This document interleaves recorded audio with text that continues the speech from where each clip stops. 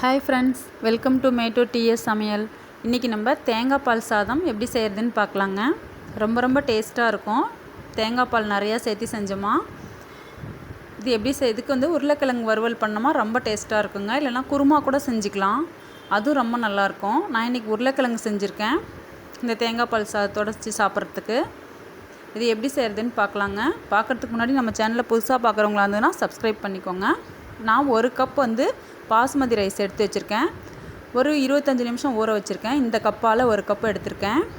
25 நிமிஷம் ஊற வச்சுட்டு கழுவி எடுத்து வச்சுக்கோங்க. தேங்காய் பால் பாருங்கள் 2 கப்பு எடுத்திருக்கேன். இப்போ பச்சை மிளகாய், பெரிய வெங்காயம் நீல வாக்கில் கட் பண்ணிக்கோங்க. சோம்பு, ஏலக்காய், இந்த மாதிரி தாளிக்கிறதுக்கு பட்டை இதெல்லாம் எடுத்து வச்சுக்கலாம், பிரியாணி இலையெல்லாம். இப்போ நம்ம தாளிச்சிக்கலாங்க. ஒரு குக்கர் அடுப்பில் வச்சுட்டு நெய் ஊற்றிக்கலாம். 3 ஸ்பூன் நெய் ஊற்றிக்கிறேங்க.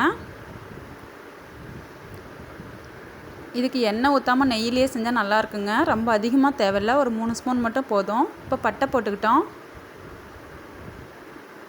இப்போ நம்ம இந்த மராட்டி மொக்கு, சோம்பு, ஏலக்காய், கிராம்பு, நட்சத்திர சோம்பு, நம்ம வந்து பிரியாணி இலை எல்லாத்தையுமே சேர்த்தியாச்சு.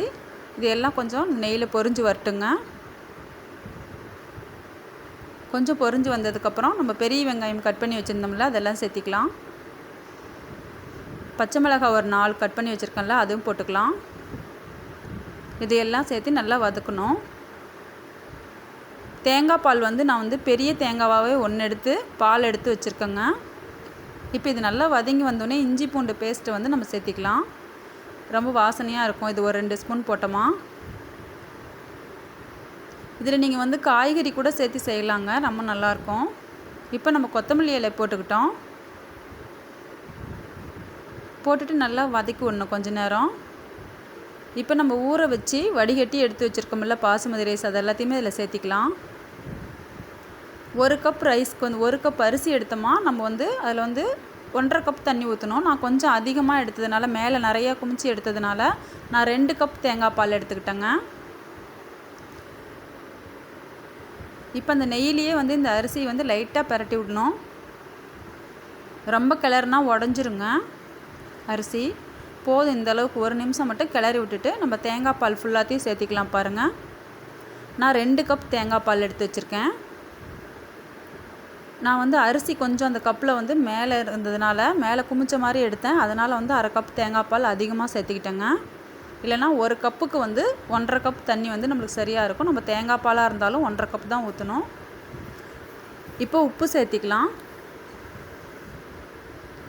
உப்பு சேர்த்துட்டு நல்லா கிளறி விட்டுட்டு நம்ம வந்து 1 விசில் தாங்க இது விட போகிறோம். நல்லா கிளறி விட்டு உப்புலாம் செக் பண்ணிடலாம். கொஞ்சம் கொதி வரும்போது இந்த மாதிரி கிளறி விடுங்க. இன்னும் கொஞ்சம் 1க்கு 1.5ங்கிறது கரெக்டாக இருக்கும். அரிசி வந்து 25-30 நிமிஷம் கூட ஊற வைக்கலாங்க. 20லேருந்து 25-30 நிமிஷம். இப்போ நம்ம வெயிட் போட்டாச்சு. 1 விசில் வந்ததுக்கப்புறம் திறந்து பார்க்கலாம். பாருங்கள், 1 விசில் வந்துருச்சு. இப்போ நம்ம திறந்து பார்க்கலாம். எவ்வளோ நல்லா வெந்திருக்கு பாருங்கள். கரெக்டாக குழையாமல் இருக்கணும் சாதம். வந்து இந்த மாதிரி நல்லா உதிரியாகவும் இருக்கணும், சாதமும் வெந்திருக்கணும். அது வந்து இந்த மாதிரி தண்ணி அளவுலாம் கரெக்டாக வச்சிங்கன்னா நல்லாயிருக்குங்க.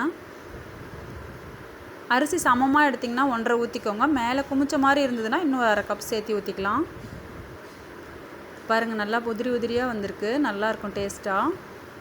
இதில் நீங்கள் காய் வந்து கேரட், பீன்ஸ் எது வேணாலும் சேர்த்திக்கலாங்க. நான் இன்றைக்கி வந்து வெள்ளையாகவே இருக்கட்டுங்கிறதுனால தேங்காய் பால் சாதம் இப்படியே செஞ்சுட்டேன். தொட்டுக்கிறதுக்கு வந்து நீங்கள் குருமா செய்யலாம், இல்லைனா இந்த மாதிரி உருளைக்கிழங்கு வறுவல், இந்த மாதிரி எது செஞ்சாலும் நல்லாயிருக்குங்க. நெய்லாம் போட்டதுனால ரொம்ப வாசமாக இருக்கும்.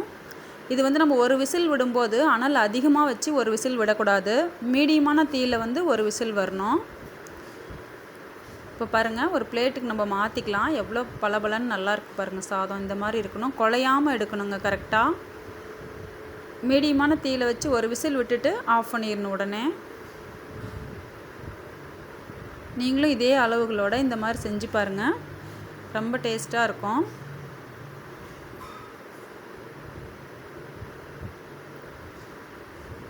இதுக்கு இந்த பச்சை மிளகாய் காரம் மட்டும்தாங்க. நான் வந்து சைடில் பாருங்கள் உருளைக்கிழங்கு வறுவல் பண்ணி வச்சுருக்கேன். ரொம்ப டேஸ்ட்டாக இருக்குங்க. இது மாதிரி செஞ்சு பார்த்திங்கன்னா. இந்த வீடியோ பிடிச்சிருந்ததுன்னா லைக் பண்ணுங்கள், ஷேர் பண்ணுங்கள், சப்ஸ்கிரைப் பண்ணிக்கோங்க. கூடவே இருக்க பெல் ஐக்கானை கிளிக் பண்ணிக்கோங்க. மீண்டும் இதே போல் நல்ல சமையலுடன் உங்களை சந்திக்கிறேன். தேங்க்யூ.